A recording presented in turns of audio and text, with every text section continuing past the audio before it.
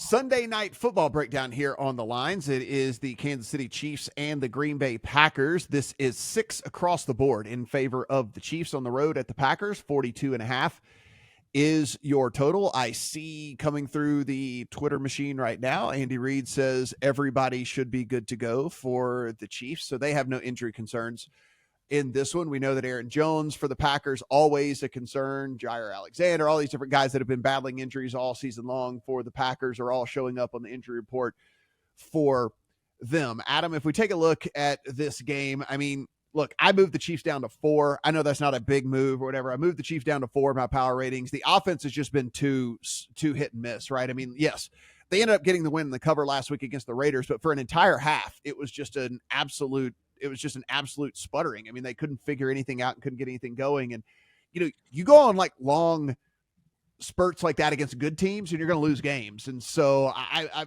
mean, again, not a big move, but moved them down to 4 in the ratings this week for me. We've actually seen signs of life from the Packers. I think that can probably be directly correlated to Christian Watson being back out there at full strength because you didn't have a number 1 for a very long time for Jordan Love. And seems like maybe a couple less boneheaded plays out of him too over the last few weeks. But do you see anything here in this one? 42.5. All right, kids, settle in. Here comes the list of limited participants or DNPs for the Green Bay Packers. Jair Alexander, Devondre Campbell, Kenny Clark, Josiah DeGuara, A.J. Dillon, Rudy Ford, Rashawn Gary, Aaron Jones, Jaden Reed, and Robert Rochelle. That is just the guys who are listed as either limited or DNP, and that is why I'm going to wait on this, and I actually probably will be on Packers if we get a good health report.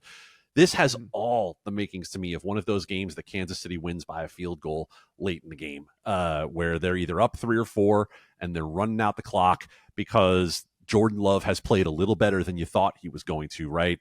We said that Jordan Love early in the season was bad. He was bad. But if you take it in the aggregate, which is what you have to do when you have a sample as small as you have on Jordan Love, right? We don't have previous years to use on Jordan Love. We basically have the first 12 weeks.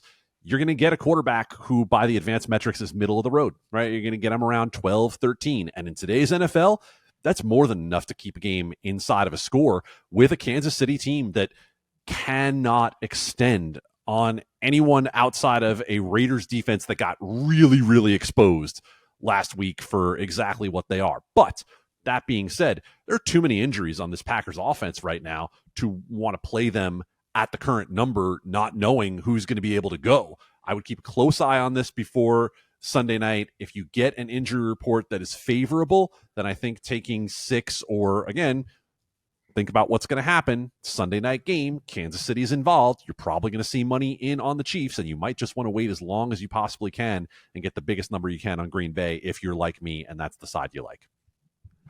Yeah, so here's a little bit here, Steven. I mean, heading into this one, and it's not jumping off the page, but since week 8, it's a month sample.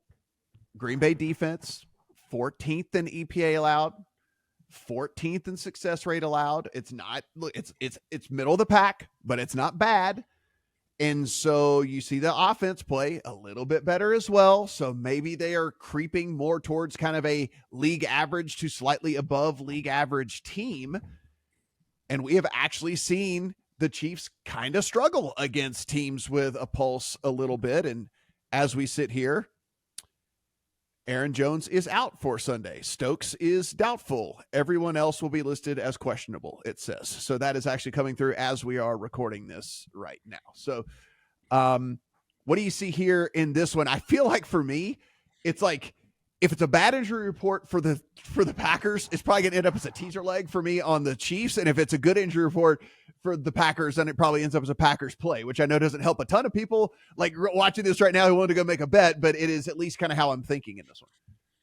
It makes sense to me. I think overall we're all kind of in agreement that the Packers might be a team that we're going to be supporting and betting on the rest of the season here when they get a lot easier competition, because it lightens up significantly after they play the Chiefs this week.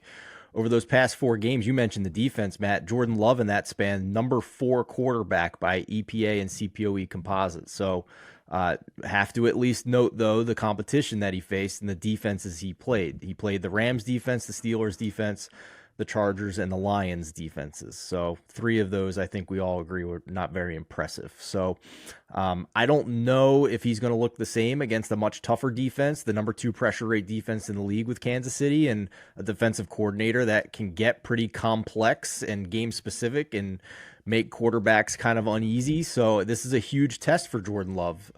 No bet for me, but I think arrow up here as long as the injury report goes our way in future weeks.